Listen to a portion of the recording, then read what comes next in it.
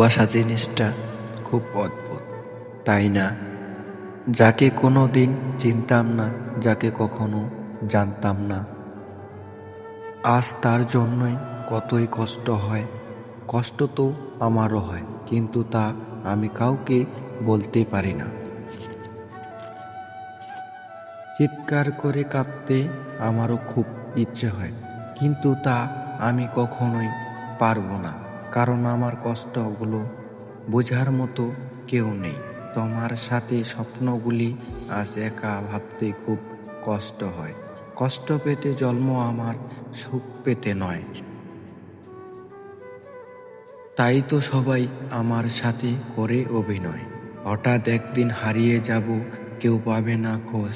বেঁচে আছি বলেই কি সবাই কষ্ট দেয় আমায় রোজ?